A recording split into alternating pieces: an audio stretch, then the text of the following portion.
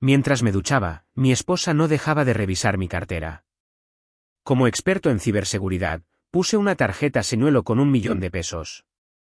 Al día siguiente, vi 994.000 pesos en cargos por bolsos de diseñador y boletos a Madrid. Una semana después. Regresó presumiendo, me encantó el viaje al spa. Me reí porque. La tarjeta que usó. Estás revisando mis tarjetas de crédito otra vez, ¿verdad? Sofía se quedó inmóvil a mitad de movimiento, con mi cartera suspendida en su mano como una prueba robada. Por solo una fracción de segundo, apenas lo suficiente para notarlo, no fue culpa lo que brilló en sus ojos, ni miedo. Fue cálculo, frío, preciso, peligroso. Mi nombre es Mateo. Tengo 36 años y me dedico a atrapar a delincuentes financieros, ladrones cibernéticos, malversadores corporativos, estafadores de identidad. Y últimamente, había empezado a sospechar que uno de ellos dormía en mi cama. Sofía llevaba semanas haciendo este pequeño baile, entrando a mi oficina cuando creía que no la veía, haciendo preguntas inocentes sobre alertas bancarias y detección de fraude. Revisando mi cartera mientras me duchaba, siempre con alguna excusa sobre recibos o tarjetas de regalo. Solo buscaba el recibo de la ferretería, dijo ahora, con esa misma voz suave que usaba cuando la pillaban, pero no se arrepentía. Ya sabes cómo me pongo con los gastos. Yo sabía exactamente cómo se ponía con los gastos. Vivíamos en un apartamento en Polanco, Ciudad de México, que apenas podíamos pagar porque Sofía no soportaba quedarse atrás de su mejor amiga, Valeria, que viajaba por Europa mientras nosotros ahorrábamos para viajes de campamento. Le quité la cartera de la mano y la puse sobre el escritorio. Los recibos están en el cajón. En el mismo lugar de siempre. Ella sonrió. Demasiado fácil. Demasiado ensayado.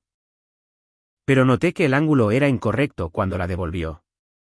Un detalle que ella no pensaría que yo notaría.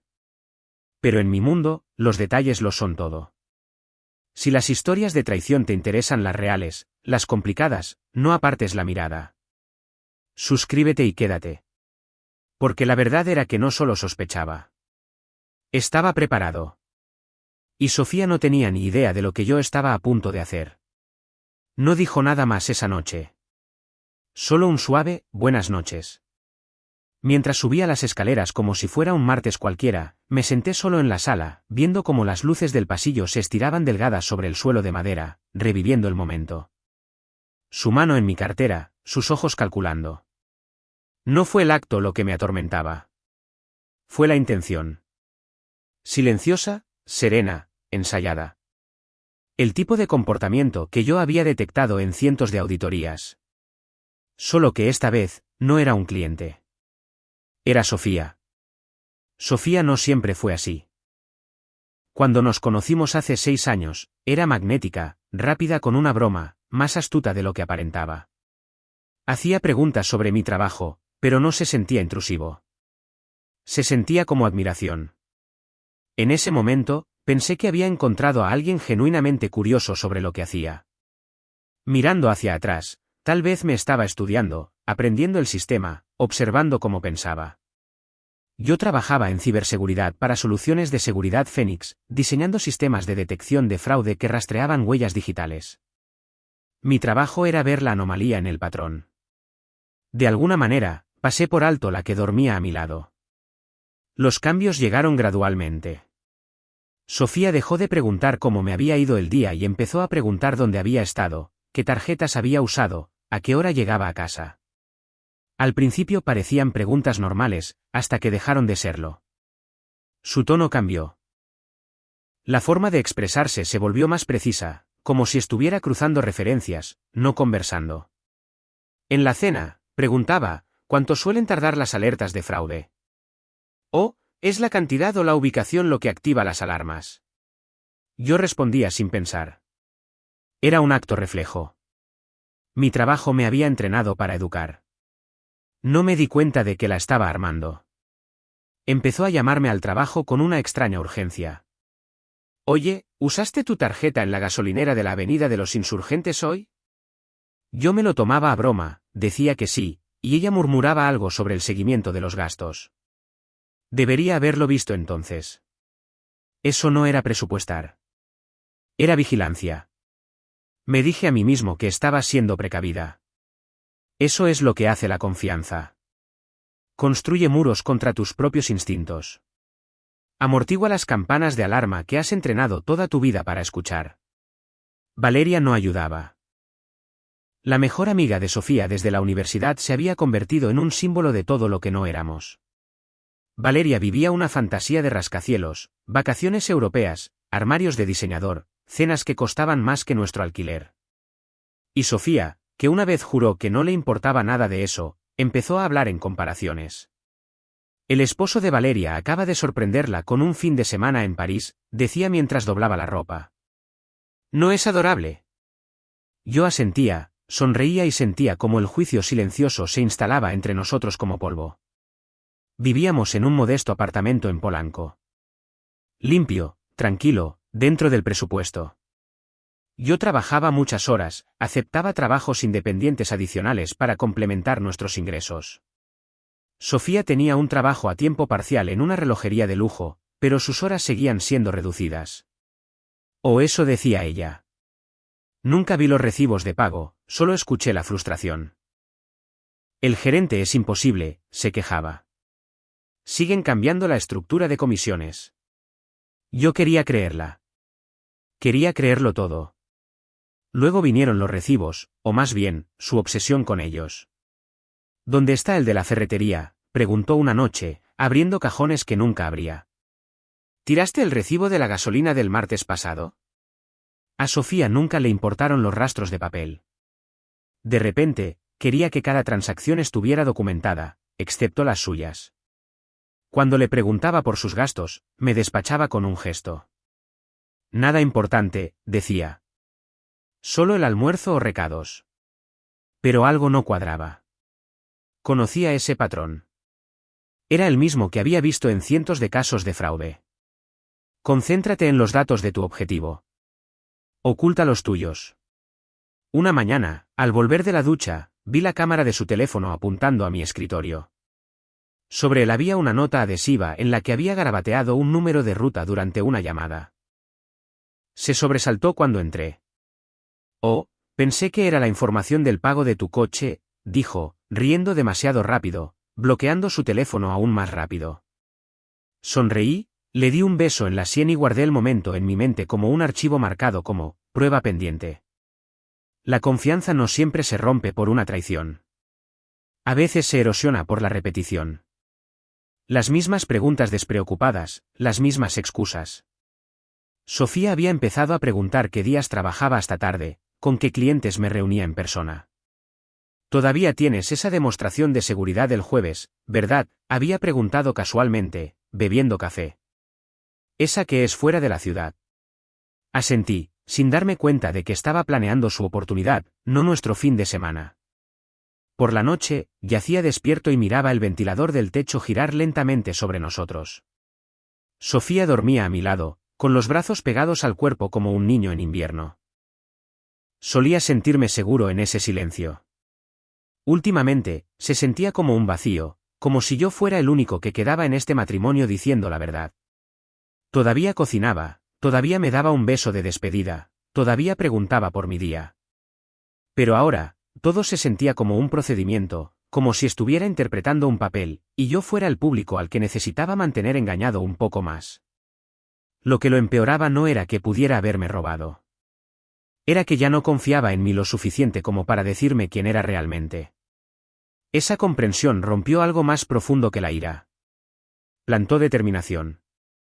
Porque en mi línea de trabajo, no adivinamos. Investigamos. No confrontamos con emociones. Confrontamos con datos. Y no iba a dejar que esto se descontrolara basándome en la intuición. Necesitaba más que una sospecha. Necesitaba pruebas. Así que le di la oportunidad. No puse la trampa por ira, no al principio. La puse porque necesitaba algo más que instinto, algo más que esa fría punzada en mi estómago cada vez que la veía mirar mi cartera o fingir que ordenaba el correo mientras escaneaba los extractos bancarios. Necesitaba confirmación, no solo para mí, sino para la parte de mí que todavía quería creer que tenía una razón, que había una versión de esta historia que no terminaba en traición. La tarjeta señuelo era simple en su diseño, pero quirúrgica en su intención. Creé la cuenta usando credenciales que Sofía no sabía que existían, una cartera en la sombra, oculta bajo la superficie de nuestra vida. Deposité 1.200.000 pesos en ella, una cantidad lo suficientemente grande como para tentar, y lo suficientemente pequeña como para evitar alertas regulatorias. Luego la conecté a un sistema de monitoreo que había construido años atrás para un caso de fraude corporativo. No solo rastreaba compras. Registraba ubicaciones, identificadores de comerciante, marcas de tiempo, direcciones IP. Cada transacción era una migaja de pan. Cada pasada de tarjeta, una firma. Guardé la tarjeta en mi cartera, precisamente donde siempre había estado mi tarjeta de débito habitual. Misma orientación, mismo bolsillo. Incluso froté ligeramente la esquina para que pareciera gastada. La autenticidad importaba. Sofía tenía un ojo agudo para los detalles. No podía darle una razón para dudar. Los 2 primeros días pasaron en silencio. No mencioné la tarjeta. Ella no mencionó los recibos, pero la vi observándome. No de la manera afectuosa de antes, no con calidez. Era más metódico, como si esperara algo, cronometrando un patrón. En la tercera mañana, se despertó temprano e hizo el desayuno, panqueques, tocino, huevos, todo el festín. Puso a Luis Miguel en el altavoz de la cocina, tarareando mientras volteaba los panqueques como si fuera 1956. ¿Trabajas en el centro hoy?, preguntó casualmente, sirviéndome el café. ¿Mismo lugar que la semana pasada? Sí, dije, observando sus manos. Mismo cliente, mismo horario. Ella sonrió. Eres increíble en lo que haces. Apuesto a que ni siquiera saben la suerte que tienen. A veces me pregunto si alguien lo sabe, respondí, medio en broma. Ella inclinó la cabeza. ¿Estás bien? Solo cansado, dije. Se acercó y me besó la frente. Descansa un poco después del trabajo. Te lo mereces. La actuación fue perfecta. Dulce, comprensiva, familiar. Pero había trabajado en demasiados casos como para no reconocerlo por lo que era, una cortina de humo. La mayoría de los ladrones no son obvios. No se inquietan, ni sudan, ni mienten abiertamente. Encantan. Desarman. Te arrullan hasta que te sientes cómodo, justo el tiempo suficiente para sacarte la llave del bolsillo. Esa noche, revisé la tarjeta. Sin actividad. Nada se había movido. Todavía no. El cuarto día lo cambió todo. Exactamente a las 10:47 de la mañana, mi teléfono vibró con la primera alerta, 16.260 pesos en una boutique de lujo en el centro de la ciudad, una tienda que había visto en el tablero de Pinterest de Sofía. Uno de esos lugares donde el personal usa guantes negros y te ofrece agua mientras compras. El tipo de lugar que requería una cita solo para mirar. El tipo de lugar del que Valeria publicaba selfies. No reaccioné. No llamé. Solo observé. A las 11:19, una segunda alerta, 65.000 pesos. Mismo lugar, una compra más grande, probablemente un bolso o zapatos de diseñador. A las 11:54, otros 56.000 pesos. En un lapso de 2 horas, Sofía había gastado casi 140.000 pesos. Sin dudar, sin detenerse, en una tarjeta que no sabía que era un señuelo, de una cuenta que no sabía que yo podía ver. Luego vino el punto de inflexión. 1:17 de la tarde. Una reserva de aerolínea por 122.480 pesos. 2 boletos en clase ejecutiva a Madrid, España. Con salida a la mañana siguiente. Me recosté en mi silla de oficina, miré la pantalla y sentí esa fría certeza instalarse en mi pecho. Esto no era un impulso. No era un error. Sofía tenía un plan. No estaba probando tarjetas al azar. Había memorizado los detalles. Conocía los límites. Incluso había cronometrado sus compras para evitar activar los umbrales de seguridad básicos. Pero no sabía a quién le estaba robando. Esa noche, estaba radiante, feliz, juguetona. Hizo la cena, pollo a las hierbas, verduras asadas, vino de la estantería que supuestamente guardábamos para un aniversario. Me preguntó por mi día, se rió de mi humor seco, me tocó la mano mientras recogíamos la mesa. Luego, a mitad de lavar los platos, lo dijo. Puede que me vaya este fin de semana. Valeria me invitó a un retiro de bienestar, uno de esos lugares de spa fuera de la ciudad. Levanté la vista del fregadero. Eso es repentino. Lo reservó a última hora. Ella invita. Yo solo tengo que pagar el vuelo y mis comidas. Suena como un buen descanso. Ella sonrió. ¿No estás enojado? No, dije. Te mereces un fin de semana para relajarte. Me besó la mejilla. Me encanta lo comprensivo que eres. Terminamos los platos en silencio. Hizo la maleta esa noche con la precisión de una bloguera de viajes, atuendos en tonos neutros, técnica de enrollado perfeccionada, artículos de tocador sellados en bolsas etiquetadas. Incluso imprimió un itinerario del spa, falsificado, como descubriría más tarde, de un documento de Google guardado en una carpeta compartida con el nombre de Valeria. A la mañana siguiente, se fue justo antes del amanecer. Me besó como si nada estuviera mal. Prometió enviar un mensaje de texto cuando llegara.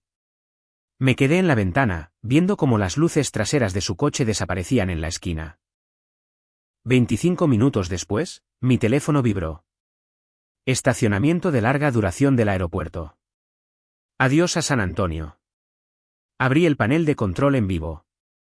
La tarjeta mostraba uso activo, acceso a la sala VIP, facturación prioritaria, compras en el duty free, compras pendientes de autorización. Ya estaba en la puerta de embarque. Pasaporte escaneado, asiento asignado, ventana en primera clase, champán en camino. Sofía estaba a medio camino de Madrid con dinero que creía que yo nunca notaría que había desaparecido. Pero yo vi cada detalle, cada pasada de tarjeta, cada mentira incrustada en el historial de transacciones. Lo que no se daba cuenta era que no solo estaba rastreando su robo. Estaba documentando su intención. Y lo que compró a continuación demostró que no se trataba solo de bolsos. Aterrizó en Madrid a las 4:07 de la madrugada, hora central. Mientras yo preparaba café en mi cocina, ella bebía champán en algún lugar sobre el Atlántico. Mi teléfono se iluminó con una cadena de notificaciones en el momento en que sus ruedas tocaron la pista. El sistema funcionaba perfectamente, tal como lo diseñé. Cada transacción se registraba en un panel privado, nombres de comerciantes, marcas de tiempo, cantidades, datos de GPS. Sofía no solo me estaba robando, estaba documentando sus propios crímenes en tiempo real. El primer cargo llegó antes del amanecer, 22.900 pesos en un hotel boutique en el barrio de Salamanca. 5 estrellas, spa incluido, servicio de coche privado. La siguiente alerta llegó 20 minutos después, 8.400 pesos en una cafetería de estilo francés conocida por su menú de degustación de desayuno. Luego 13.700 pesos en una tienda departamental de lujo. Las cantidades variaban, pero el patrón era claro y fuerte. Esto no era exploración. Era ejecución. Sofía no deambulaba por Madrid. Seguía una hoja de ruta, una que había dibujado mucho antes de subir al avión. Me senté en mi escritorio bebiendo café mientras las alertas llegaban como una tormenta. 48.000 pesos en joyas. 19.600 pesos en productos de cuidado de la piel de alta gama. 72.000 pesos en una casa de moda de la que solo había oído hablar a través de sus reels de Instagram. El reloj del panel avanzaba. Para el mediodía, hora de Madrid, apenas las 6 de la mañana en Ciudad de México, había gastado más de 240.000 pesos. Y con cada nueva alerta, sentía menos ira, menos incredulidad. Fue reemplazado por algo más frío, algo que reconocía de años pasados cazando ladrones, distanciamiento. Era quirúrgico. Sofía sabía exactamente a dónde ir, qué comprar, cuánto tiempo quedarse en cada lugar. No estaba experimentando. Estaba maximizando. Cada peso, cada compra era premeditada. Había observado a cientos de criminales financieros a lo largo de los años, personas que malversaban fondos de empresas, desviaban dinero de los sistemas de nómina, lavaban dinero a través de proveedores fantasma. Sofía se movía con la misma precisión. La diferencia era que me sonreía cada noche mientras lo planeaba. A las 7:43 de la mañana, mi teléfono vibró con un mensaje de texto. Hola, cariño, el retiro es increíble hasta ahora. No hay señal de celular, pero intentaré llamar esta noche. ¿Te quiero? Miré la pantalla durante un largo momento. No hay señal de celular, pero estaba enviando mensajes de texto. Clásico. A las 9:12, llamó. Su voz era brillante, alegre, sin esfuerzo. Valeria encontró este lugar increíble. Ambiente totalmente europeo. Es como si estuviéramos en Madrid sin salir de México. De fondo, escuché risas, el tintineo de los platos, un camarero hablando con un acento marcado. Ni siquiera intentaba ocultarlo. Increíble, dije, con voz firme. Muy inmersivo. Lo sé, ¿verdad?, se rió. Hacen acentos, decoración, todo. Incluso ponen RTVE en el vestíbulo. Cerré los ojos por un instante. Suena caro. Oh, no. Valeria invita, respondió rápidamente. Yo solo cubro las propinas y un par de pequeños caprichos. Ya me conoces. Soy cuidadosa. Mi pantalla mostró otra alerta mientras hablaba, 94.000 pesos en una joyería en la calle de Serrano. Siempre lo eres, dije en voz baja. Siguió divagando sobre saunas y yoga, sobre aceites esenciales y meditaciones guiadas.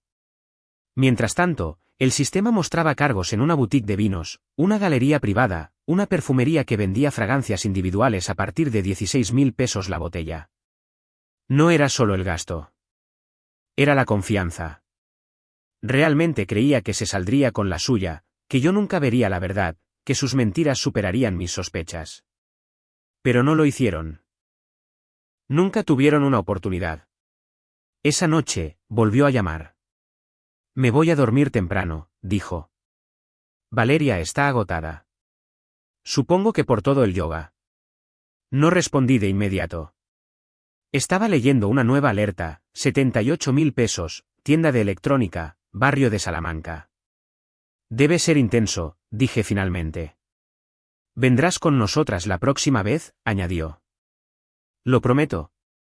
Sonreí en el silencio. Me gustaría. Luego colgué y me quedé mirando la pared, preguntándome cuánto tiempo había estado ensayando esto. Cuántas mentiras habían comenzado como bromas, cuántas verdades había elegido no cuestionar. Al final del segundo día, Sofía había gastado casi 560.000 pesos.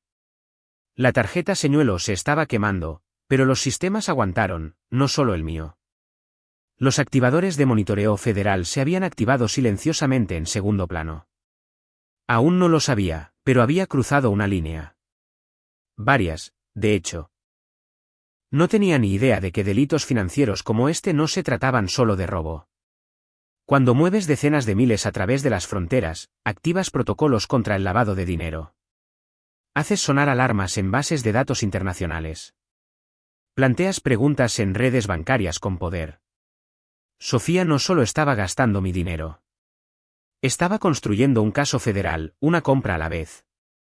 Esa noche, mientras se dormía en algún lugar en una habitación que yo había pagado, me senté en mi escritorio catalogando cada transacción, estancias en hoteles, comidas de lujo, bolsos de diseñador, joyas. Su viaje de fantasía estaba grabado en el paisaje digital en confesiones con marca de tiempo. Y todo lo que había necesitado hacer era creer que yo nunca me daría cuenta. Eso es lo que pasa con la traición. No solo duele. Te hace cuestionar la versión de ti mismo que no actuó antes. El tercer día trajo otra ola, un chofer privado, prueba de traje, té de la tarde en un lugar con camareros con guantes blancos. A estas alturas, no se escondía. Se estaba dando un festín. Mi teléfono volvió a sonar, 112.000 pesos en la misma joyería. Rastreé la etiqueta del comerciante. Misma ubicación que antes. Compra repetida.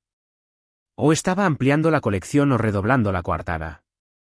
De cualquier manera, el mensaje era claro, estaba cómoda.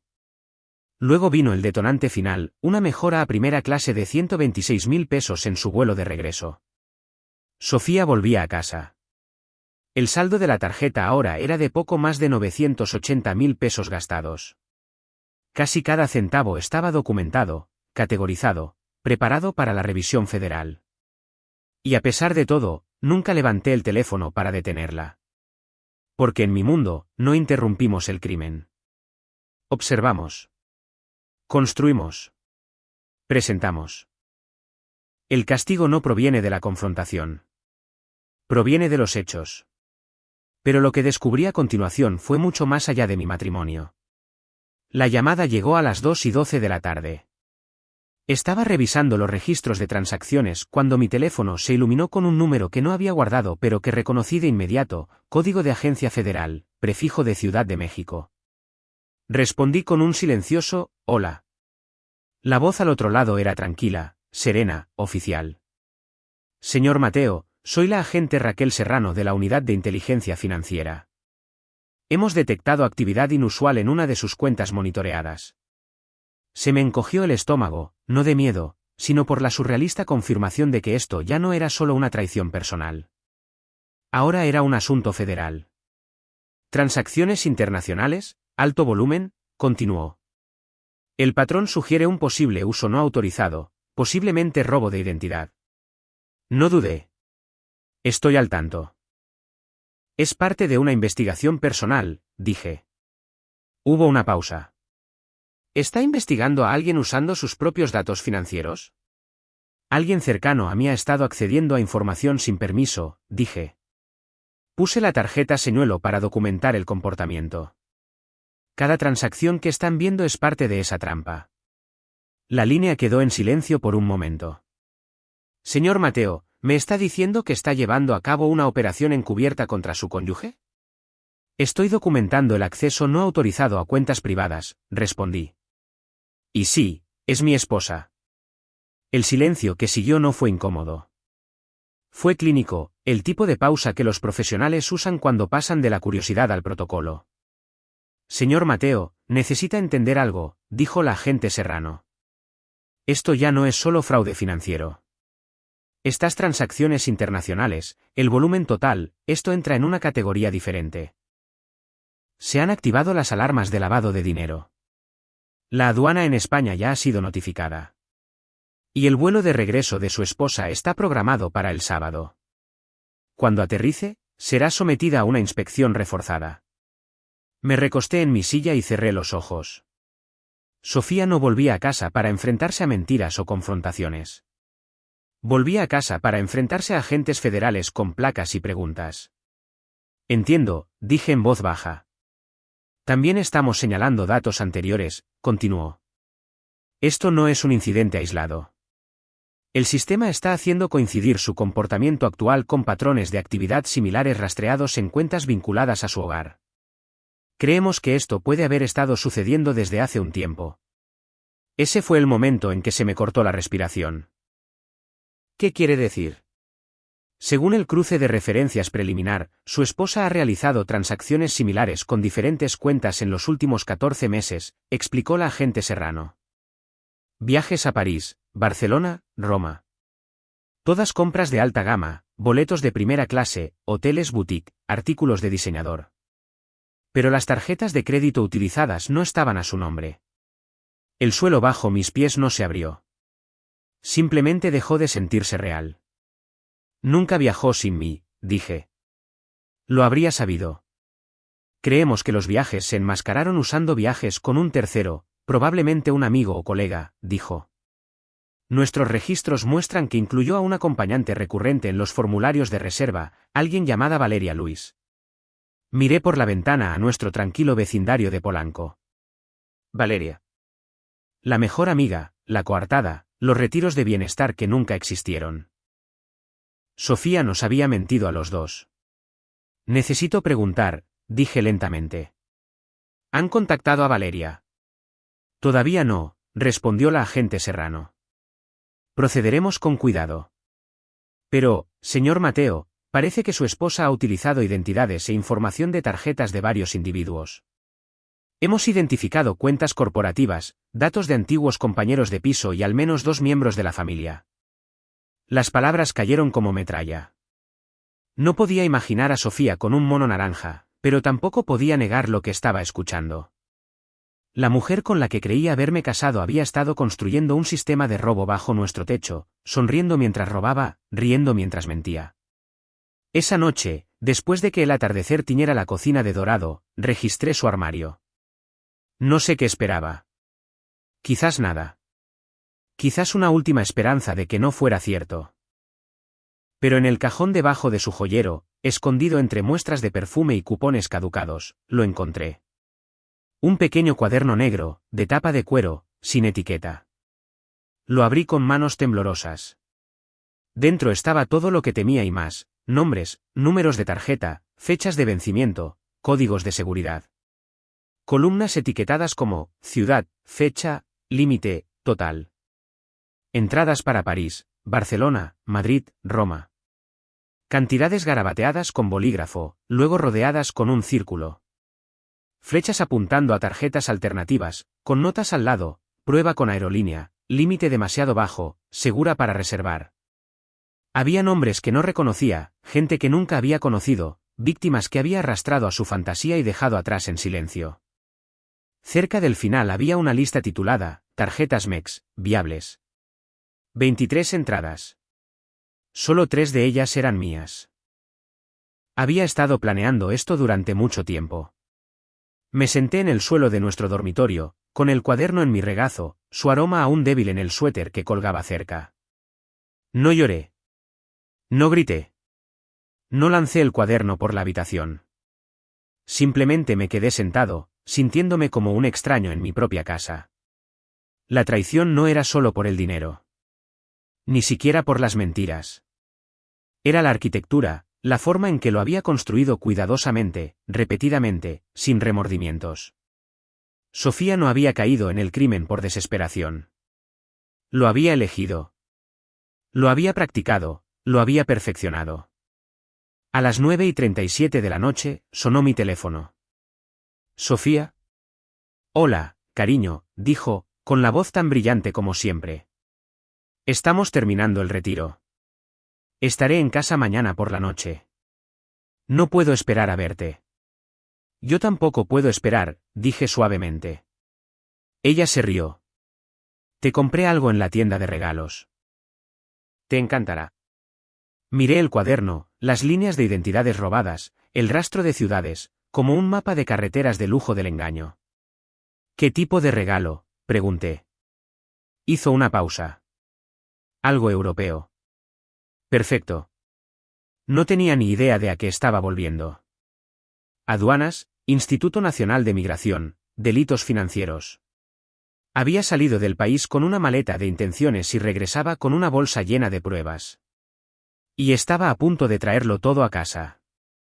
Con las pruebas en su equipaje, el vuelo de Sofía aterrizó a las 7:28 de la tarde puntual. Lo supe no porque me enviara un mensaje de texto, sino porque lo hizo la agente Raquel Serrano. Ha aterrizado en el Aeropuerto Internacional de la Ciudad de México, dijo, su voz cortante, profesional. La aduana ha sido informada. Pasará por el control de pasaportes y luego será dirigida a una inspección secundaria. Nosotros nos encargaremos a partir de ahí. Me quedé en la cocina, con el teléfono pegado a la oreja, el aire denso e inmóvil. No estaba nervioso. No estaba enojado. Simplemente estaba quieto, por primera vez en meses. No tenía que adivinar. No tenía que monitorear. El sistema ahora estaba en manos de otra persona. 15 minutos después, mi teléfono volvió a sonar. Señor Mateo, dijo la agente Serrano, está en la inspección secundaria. Estamos comenzando el interrogatorio. Asentí en silencio, aunque no podía verme. Hallazgos iniciales, aproximadamente 700.000 pesos en artículos de diseñador. Bolsos, joyas, ropa de alta gama.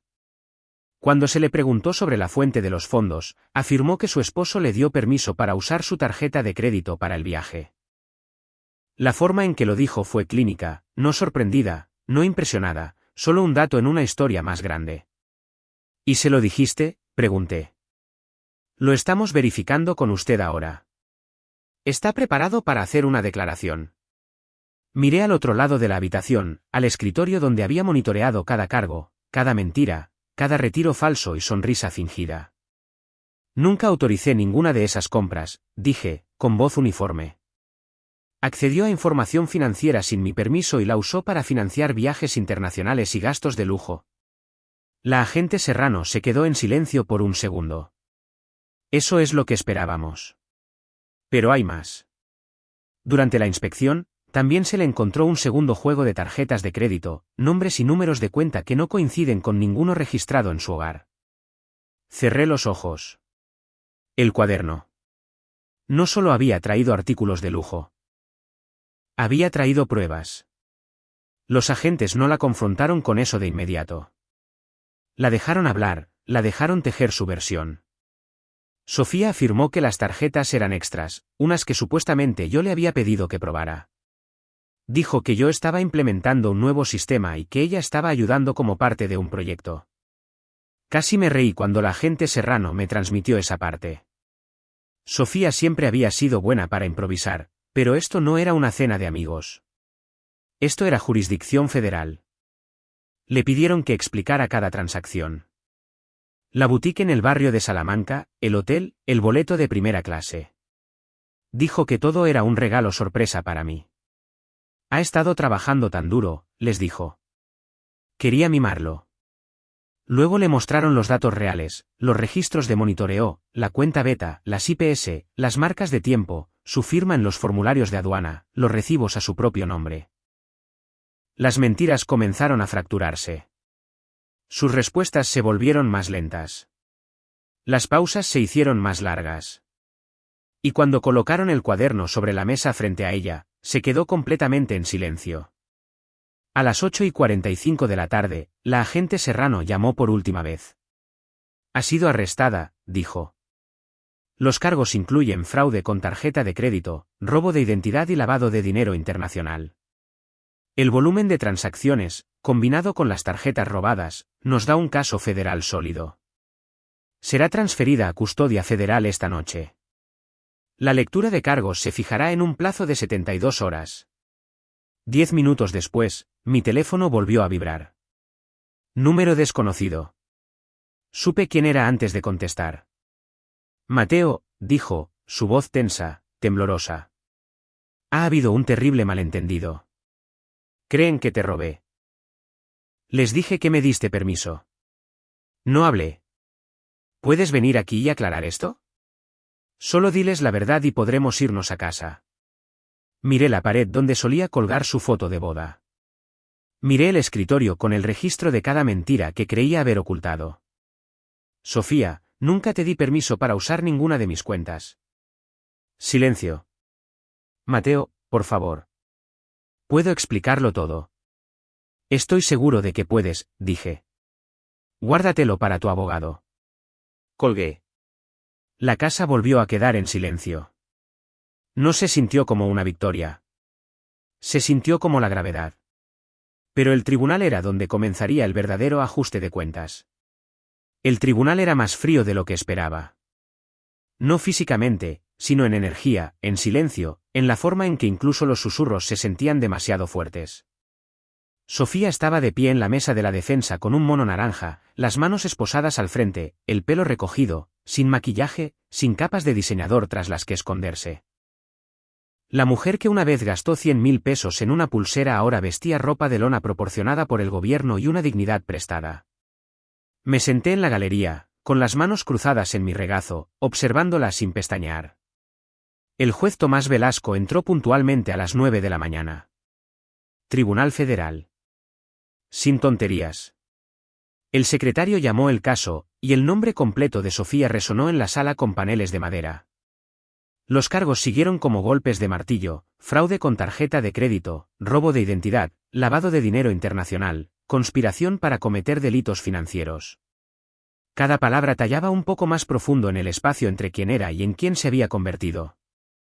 La fiscal federal adjunta Julia Pérez se levantó para leer las declaraciones iniciales de la acusación. Su tono era agudo, controlado. La acusada, dijo, participó en una operación calculada de fraude financiero multijurisdiccional que abarcó más de 14 meses. Accedió sistemáticamente a la información de tarjetas de crédito pertenecientes a al menos 6 víctimas, 3 de las cuales están relacionadas con ella por sangre o matrimonio. No hubo un jadeo dramático, solo papeleo. Pruebas. Datos. Sofía no me miró. Ni una sola vez. La fiscalía presentó las pruebas como si fueran bloques de construcción: mi tarjeta señuelo, los registros de transacciones, los recibos de las boutiques, los boletos de avión, los formularios de aduana, las grabaciones de vigilancia, el cuaderno. Cada pieza pintaba el mismo cuadro. No un error, no un lapso de juicio, un patrón, una empresa. Su defensor público solicitó la libertad bajo fianza, citando su historial limpio, sus fuertes lazos con la comunidad y el costo emocional de la detención preventiva. La abogada Pérez respondió sin pestañear. Su señoría, el gobierno sostiene que la acusada representa un riesgo de fuga extremo. Ha demostrado la capacidad de viajar internacionalmente bajo falsos pretextos, financiar esos viajes utilizando instrumentos financieros robados y crear coartadas que involucran eventos fabricados y engaño a terceros. Dio un paso adelante. El comportamiento de la acusada no fue impulsivo. Fue sofisticado, ensayado, repetido. Y creemos que si es puesta en libertad, continuará con estas acciones o, peor aún, desaparecerá. El juez Velasco revisó el documento lentamente. No levantó la voz. No mostró ira, solo resolución. El tribunal considera que la acusada representa tanto un riesgo de fuga como un peligro para la seguridad financiera de otros, dijo. Se deniega la fianza. El mazo no resonó. Simplemente cayó, seco. Definitivo. Sofía se giró una vez mientras la sacaban. No hacia el juez, no hacia su abogado, sino hacia mí. Sus ojos no estaban enojados. No suplicaban. Estaban cansados, vacíos y, de alguna manera, todavía incrédulos. Como si no se suponía que así terminara la historia, como si la propia ley la hubiera traicionado. No saludé con la mano. No asentí. Solo la vi irse. La justicia finalmente estaba en marcha. Pero la historia aún no había terminado. 8 meses después del juicio, me mudé de la casa.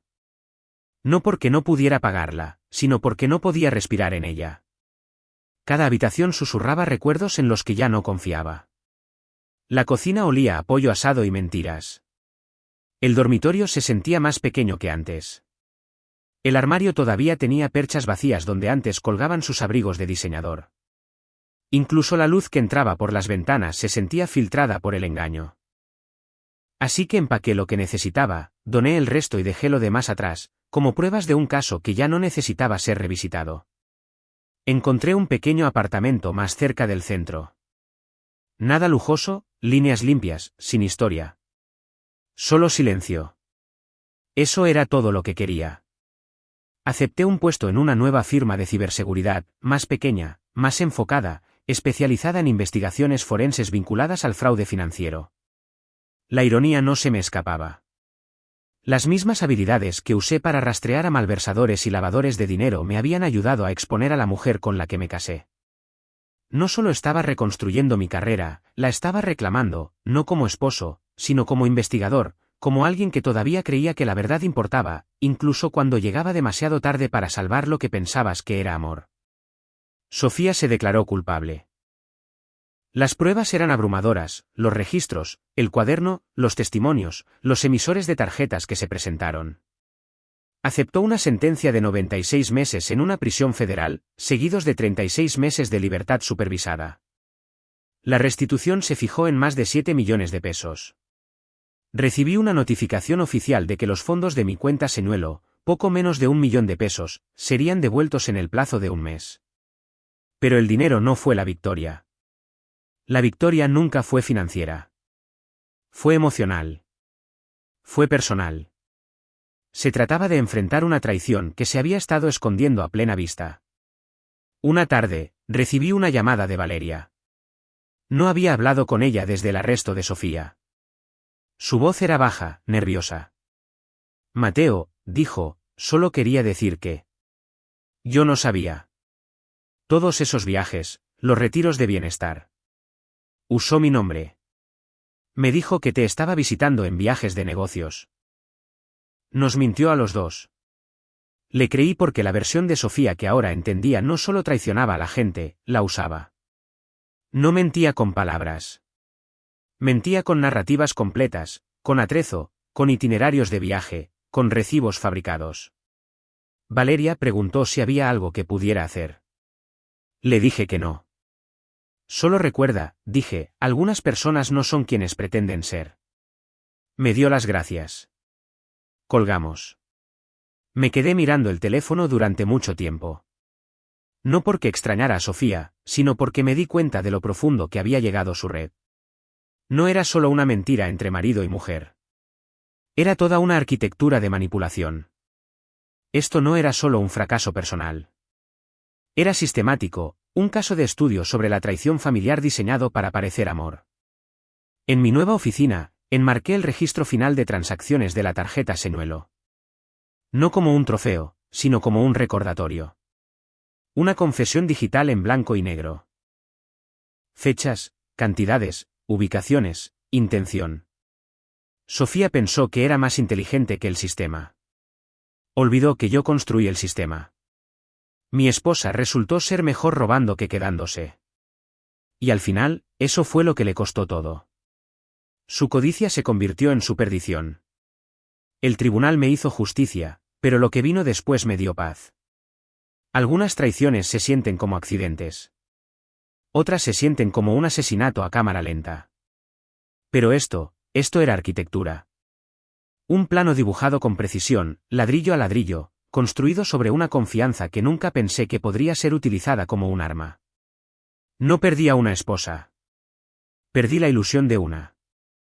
Lo que Sofía destruyó no fue solo un matrimonio. Fue una vida que ambos afirmábamos estar construcción. Excepto que solo uno de nosotros lo decía en serio. Durante meses, había vivido en el sistema. Vigilancia, marcas de tiempo, registros de GPS. Atrapaba criminales para ganarme la vida. Pero nunca pensé que el crimen más elaborado que descubriría comenzaría en mi propia cocina. Ella sonrió. Me dio un beso de despedida. Estudió mis hábitos financieros como si fueran notas de un caso. Y cuando huyó, lo hizo en primera clase con plástico robado y nombres prestados. Pero al intentar ganarle al sistema, se topó directamente con él.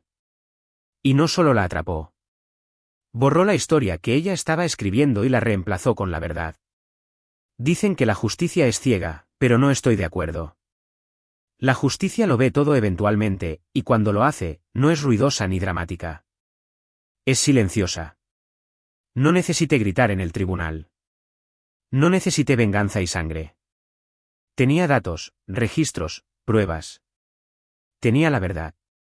Y la verdad hizo lo que yo no pude, la hizo responsable. La mujer que una vez me dijo, nadie me atrapará nunca, fue atrapada por el hombre que una vez le prometió protegerla. Una parte de mí todavía se pregunta quién era ella realmente. La mujer en la conferencia de tecnología, la chica que preguntaba sobre patrones de fraude como una pareja curiosa, o la que ya sabía las respuestas y solo necesitaba el acceso. Esa es la parte que te atormenta en casos como este. No solo lo que hicieron, sino cuando empezaron a hacerlo. ¿Cuánto tiempo estuvieron sonriendo mientras planeaban tu caída? ¿Cuánto de ello fue real y cuánto fue solo práctica? La traición familiar no se trata solo de mentiras. Se trata de erosión. Es ver a la persona en la que más confiabas convertirse en un extraño al que no le prestarías ni un peso. Es escuchar, te quiero, en la misma voz que luego susurra, era solo una tarjeta. Pero nunca fue solo una tarjeta. Fue un hilo. Y cuando tiré de él, todo el tapiz se deshizo. Mi esposa no solo me traicionó. Usó como arma todo lo que le di. Y al hacerlo, me dio lo único que nunca esperé, claridad. Una ruptura limpia. Un comienzo disfrazado de final. Reconstruí no solo mis finanzas, no solo mi carrera, sino mi identidad, mi paz. Aprendí que algunas personas no son tormentas que sobrevives. Son fuegos que dejas arder hasta que no queda nada. Y solo entonces renaces. Algunos lo llaman divorcio. Algunos lo llaman justicia. Yo lo llamo renacimiento. Si alguna vez te ha quemado la traición familiar, no estás solo. Si alguna vez te has preguntado que también conocías realmente a la persona a tu lado, estás en el lugar correcto. Comparte tu historia. Di tu verdad. Deja que tus cicatrices se conviertan en la advertencia de otra persona. Porque en la traición, el silencio nunca es seguridad. Y en la verdad, siempre hay una salida de las cenizas.